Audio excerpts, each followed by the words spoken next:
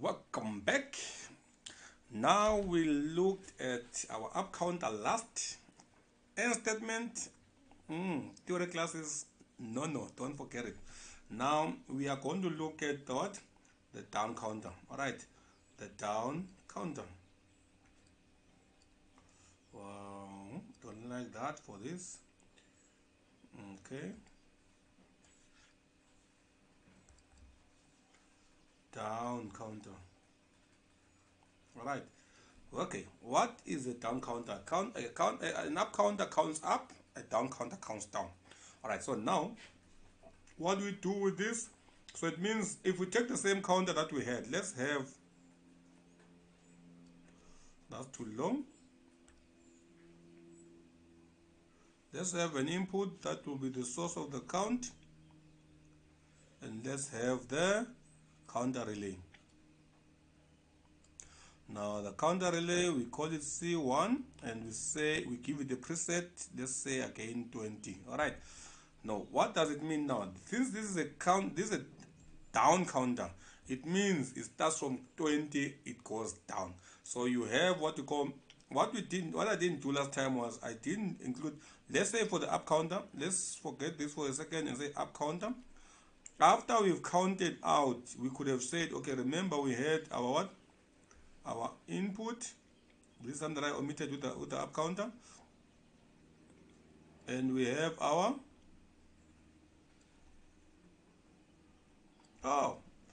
habit. I'm lashing. So we have our C1. We said our C1 with the up counter. We said our C1 is going to energize, let's say Q1.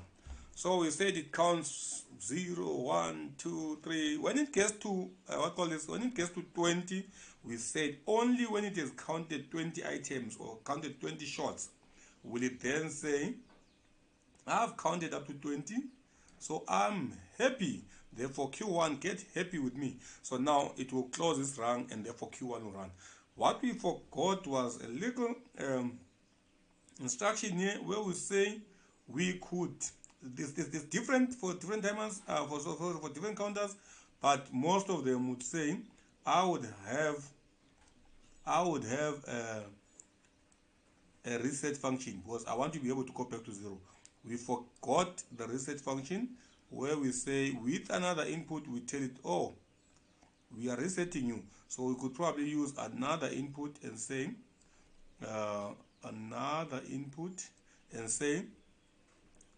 this is the reset. Okay, normally to put an R inside there, there will be a way of saying reset. Okay, that will be a what for C1.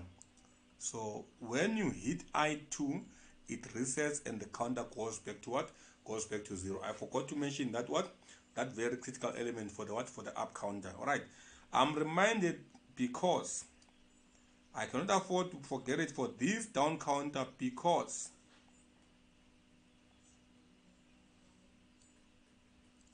the down counter must always, it is always going to start from what? From 20. So how do you get it to 20? Well, the fact that it's a down counter, by default it will be a 20, but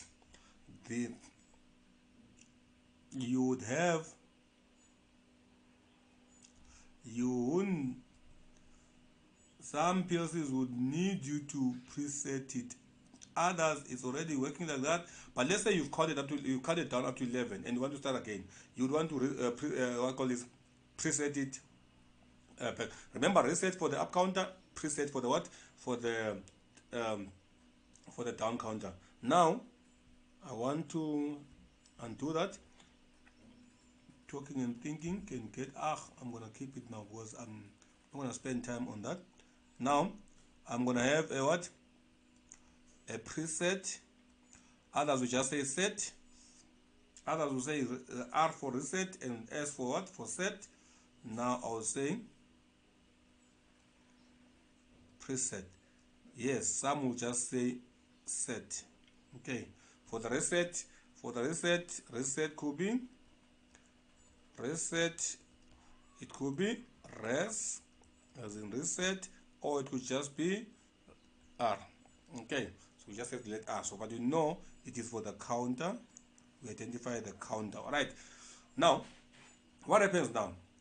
When you hit, whether it's a sensor or it's an actual push button, when you hit the push button, if it's a push button, when you hit it, it will count, but it's counting down. So starting off, it will be at 20. When you hit the button, it will say 19. You hit the button, it will say what? It will say what call this 18, 17, 16, until it goes all the way up to 0. When it is at 0 now, that guy should then say, we have counted out, therefore I am driving my output on. I'm energizing my run. So when he energizes that run, there's nothing else there to disturb, so that run is energized. So the first one, the up counter, what happened was, you every time you got a shot, you were counting up, all right? And then this time here, we can also bring in the inequalities and whatever is still going to work the same way. That won't really be an issue. But I did say that if I have counted, let's say I've counted down 5 times, and for some reason I want to go back, remember, let's use I2. Remember, I2 can take us back to what? Can take us back to our 20. Okay, we are counting down. So when you reset for counting up, we go back to 0. When you preset for counting down, we are going back what? We are going back to the top. All right. So that is your up counter. What I'm going to do, I'm going to introduce a what? An up down counter. An up down counter, up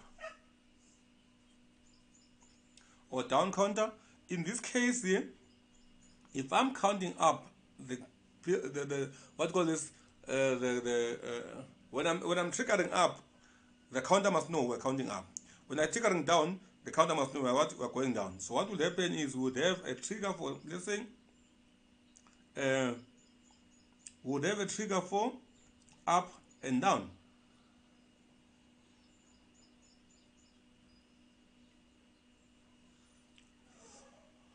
Usually, this is where, you know, different programs, like we're using letter here. We could be using what call this? We could be using statement list. We could be using function block. For me, this is much better done with what? With function list, with what do you call this? With what did I say? Function block. Did I say function list? Function block. I'm now combining statement list and function block, but it is still fine with this. What you could say is, I could have therefore here a coil that tells us, I'm using red just to people to make it stick, né? That says us C1 up, and you could have one that says C1 down. So it knows when it receives a certain trigger, it's supposed to count up. An example is, let's say you're counting cars that are going into a parking. So as some cars come in, others are going out. So you want to know how many cars are still in the bays. So you would have a function for counting down and a function for counting up. So maybe you have a sensor here for the cars that are going in, and it will trigger the count up function. Okay, different PLCs are going to do it different, so you have to be aware of how your PLC does it. But it's not, once you understand what's going on, it's not difficult to actually figure it out. All right, so let's say there's a sensor or a trigger somehow that says when you hit you, you're counting up, and when we hit you, we are counting down. Okay, when you hit you are counting up, and when you hit you are counting down. All right, so basically I want us to understand the count up and count down function for the PLC. But as we program more, we'll see familiar, maybe situations we're going to encounter are going to make us more familiar with what needs to be done at any given point. However, I want to be clear that I am emphasizing as much as I can. Do not ever forget the what? That goal is the end function. Now, how would we trigger? We could have, if we wanted, when the count is fully up, we wanted something to happen, we could have C1 up, whichever way PLC does it, but there would be a way of telling us, okay, it's fully up. So we would know with an indicator, let's say Q1, that okay, it's all the way up, all right, to the preset. Okay, let's say we counted it to 20. So if it's all the way up to 20, if it's at 20, that will what? That will trigger. Or if it's a 0,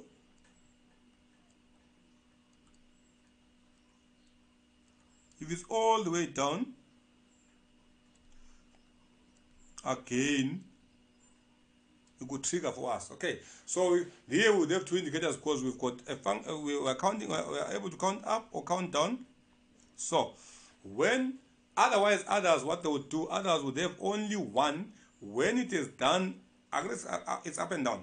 When the count is actually a specific one, then it would what it would indicate. It would either choose the 0 or to choose the maximum count. But it's easier if you can do both. You can count up and indicate, count down all the way and indicate.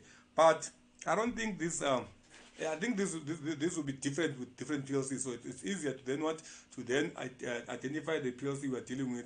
Then we would know for sure how it's done in that particular PLC. It's not, once you understand counting up and counting down and how the triggering is done and how the PLC should count up when it gets a trigger to count up, or count down when it's getting a trigger to count down. If it's just an up counter, easy. If it's just a down counter, it's easy. When it's combined, you just know how to assimilate the information you have to be able to work with the PLC that you have. But anyway, we are going to get more acquainted with these functions when you actually do the examples. So let's save this for now. There are many more different types of output coils. We've only mentioned what coils, the normal coils. I've mentioned internal relays, but I haven't used them. I'm going to have an example. I think my next example, I'm going to use internal relays. Why would I use internal relays? Because remember, some PLCs are limited for the number of elements that you can have in a rung. So if that's the case, if I want my rung to be longer, I would probably have an internal input that is not really an output I can wire to, just to say, you know what, I'm not done here, I'm going to extend, but I'm gonna do that. I'm also, when you want to do mains control and stuff, so I'm going to do an example with mains controls.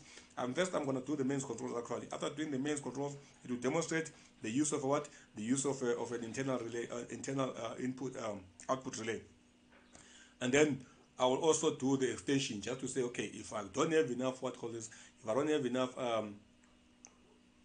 elements, if I've got more elements than my rung can take, how then do I extend that? Again, I can use what?